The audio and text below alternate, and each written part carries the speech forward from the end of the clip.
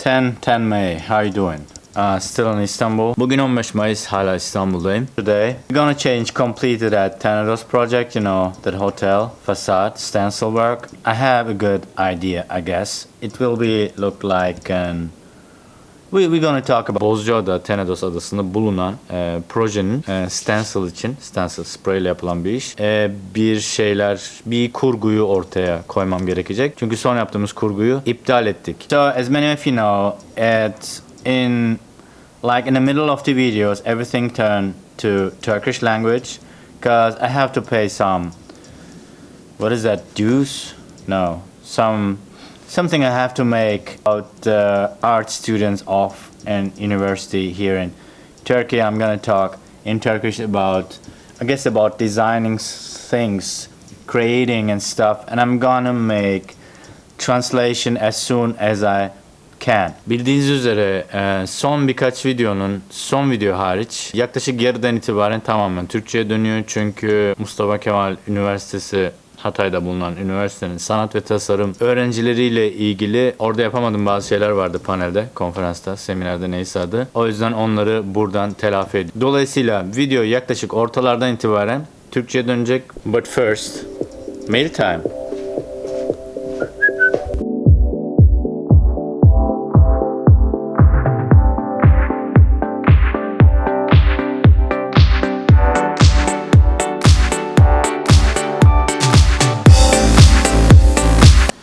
You have to see this.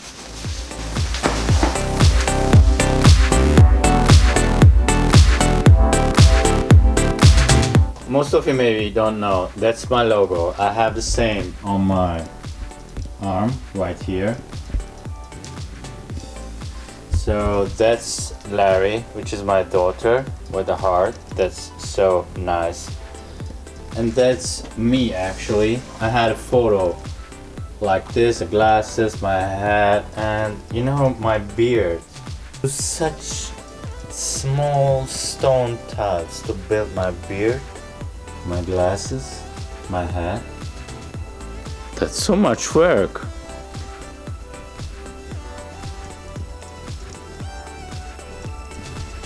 Wow. He's an artist, I know him. We met, I guess, at Izmir at a panel where I was talking about, I guess, art and design or something. So we met there, and I guess he's working in an art museum somewhere here in Turkey, and such a great work. I really don't know what to say. That's a huge present for me. It's a nice mosaic, really, with Larry and everything. So thank you so much.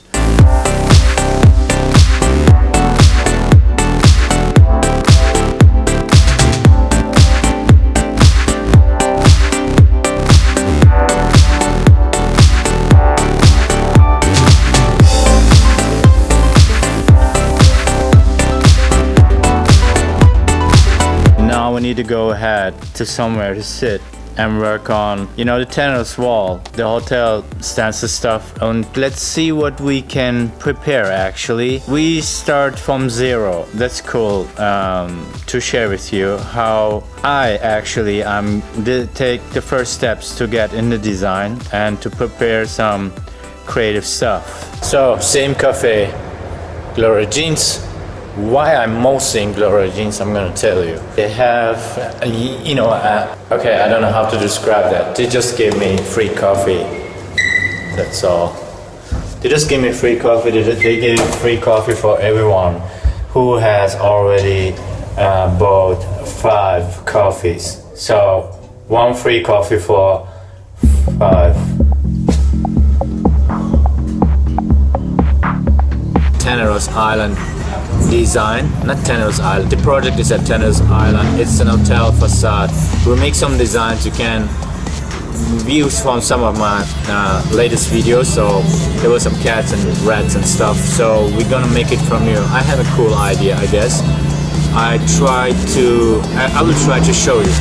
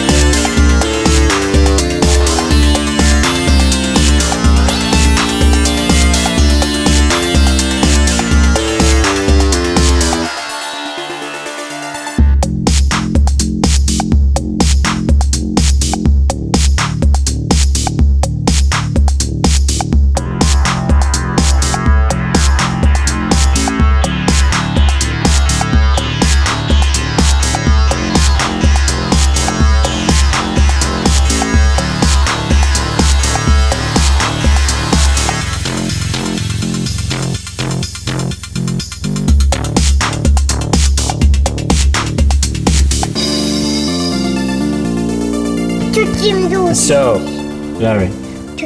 Okay, hold on. So we're gonna talk now about the cat museum that I built for the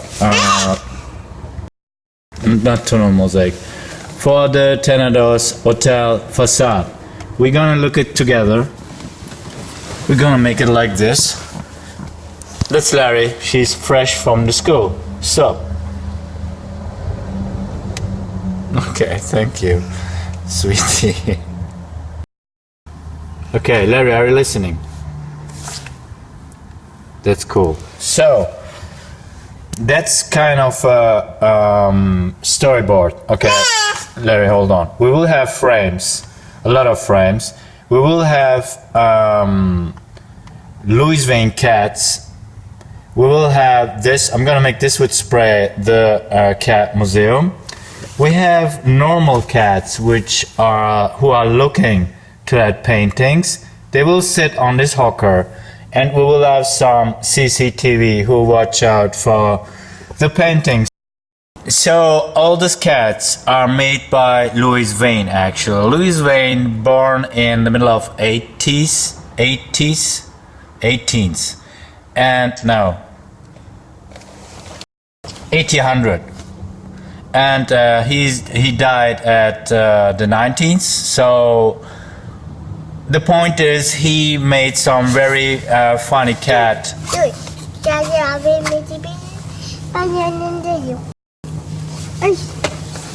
Okay, so he made some very funny cat paintings for her wife. Okay. He made some very funny cat paintings for his wife, because his wife had some. Okay.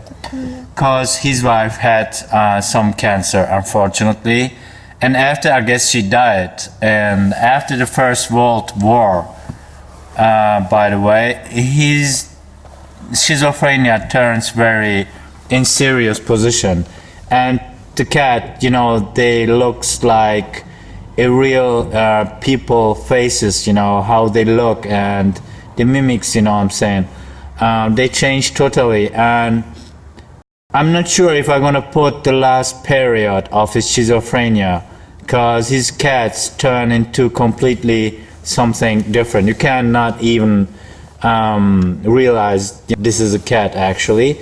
So tomorrow I will go to finish. What's up? Tomorrow I'm gonna finish how I'm gonna put the cat portraits of Louis Vuitton. I'm gonna make 6 or 7. I'm not going to make it actually. This is the creation part. If the owner says, okay, we're gonna make it next week on Monday or Tuesday, I'm not sure, but I will go to there and start. But before we need, after the okay comes, we're gonna need all prepare that stencil cutting stuff, and it will take a while. A lot of colors, multi-layer stencil we're gonna talk about here. And yeah, you wanna say something?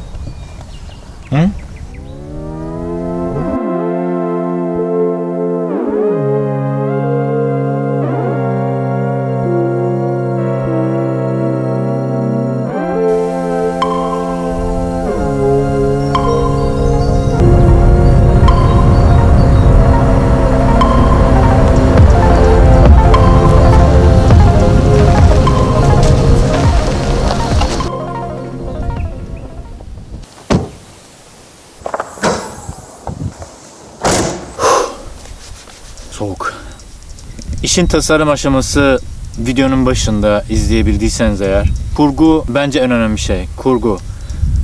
Mozaik yaparken, spreyle bir şey yaparken, resim yaparken nasıl yapılacağını biliyorsun ama ne yapacağını bilmek öğrenilebilir bir şey değil. Çünkü ilk kez yapıyorsun. İlk kez yaptığın bir şeyi daha önce öğrenmiş olman mümkün görünmüyor.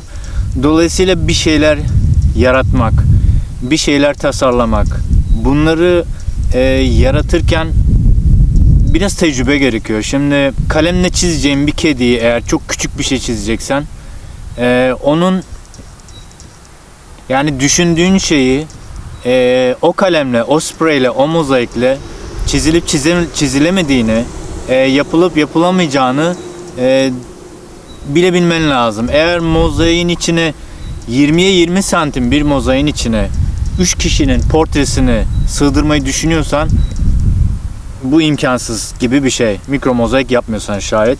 Dolayısıyla biraz tecrübe yaratıcılığı oldukça etkiliyor. Tenedos veya diğer ismiyle Bozcaada'da ki otelin cephesi için daha önce birkaç kurgu üzerine taslaklar oluşturmuştum. Ancak çeşitli sebeplerle bunları iptal ettik. Bunlar çok normal şeyler. Eğer güzel ve düzgün müşterileriniz varsa sürekli yaratmak zaten hep aradığımız şey. Benim için hiç sorun değil. Tekrar bir kurgu yaratırım ve yarattık. Yaratmaya çalıştığım şey bugün bir kedi müzesi. Adada çok fazla kedi var.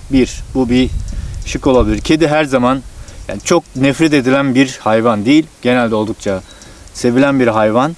Doğa içinde. Doğa demişken bir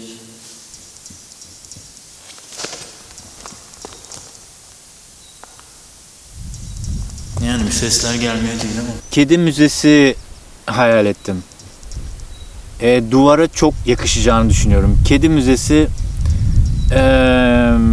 bilindiği üzere Louis Wayne isimli sanatçı 1800'lerde yaşamış, 1900'lerde, daha doğrusu 1800'ler ile 1900'ler arasında yaşamış bir ressam.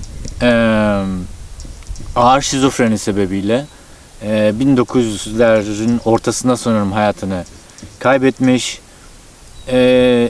Sürekli kedi resimleri yapmış. Yaptığı kedi resimleri esasen kanser hastalığına yakalanan eşini eğlendirmek için başladığı kedi resimleri eşini kaybetmesi üzerine ve Birinci Dünya Savaşı ile birlikte eşini kaybetmiş miydi hatırlamıyorum ama Birinci Dünya Savaşı sonrası düştüğü durumlar sebebiyle de şizofreninin ilerlemesi sonucunda kediler tanınmayacak halde resimlere dönüşmeye başladığı için benim için herhalde en saygı duyduğum veya söylemesi bile zor sanatçılardan bir tanesi benim gözümde. 50 yaşında hayatını kaybetmiş. Oldukça esasen genç bir yaş sayılabilir bugün. Belki o dönem normaldi ama yapmak istediğim şey kurgunun ana fikri mi, teması mı ne denirse ona artık normal kediler düşünün. Sokaktaki kediler, yani birkaç sokak kedisi olacak.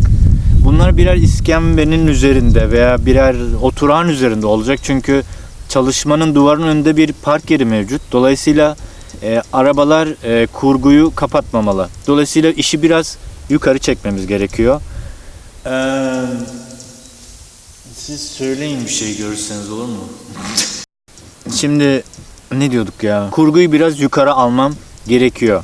Bu kedi müzesinde ne var? Bu kedi müzesinde Louis Wayne'in yaptığı insani bakışlara veya ifadelere sahip kedilerin resimleri olacak. Ağır ahşap işte varaklık çerçeveler içerisinde 5 veya 6 tane resimleri duvarda asılıymış gibi spreyle yapacağım. Eğer tabii okey derlerse. Ve bunlar duvarda yer alacak. Burası bir müzenin duvarı gibi olacak. 1-2 adet kamera uyarı tabelası olacak. Sanki bir müzeymiş gibi. Bir de tabelamız olacak. İngilizce Cat Museum diyor veya Türkçe yazarız bilmiyorum. Ve bu resimleri bakan normal kediler boyayacağım. İskembelerin üzerine duracaklar. Neden? Çünkü resimler biraz yukarıda duruyor. Yerden görmeleri mümkün olmayacağına göre. Böylece bütün temayı da yerden bayağı bir yukarı çıkarmış oluruz. Daha öncekinde bir Red Bull Event benzeri işte su dolu, ahşap dolu, su dolu ahşap var ile çatıdan atlayan kedi ve onları kameraya kaydeden böyle bir şey nasıl olabilir? Şaşkınlığıyla kameraya çeken sıçanlar ve fareler vardı.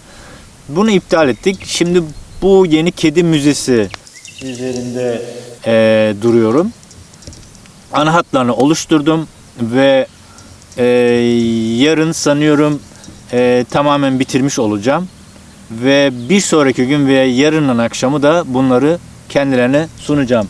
Bu işin tasarım aşaması veya yaratıcılık aşaması. Bu genelde atlanan yani bu genelde göz ardı edilen, ki bana göre bir şeyin var olmasındaki bu motorlar çok güzelmiş ya.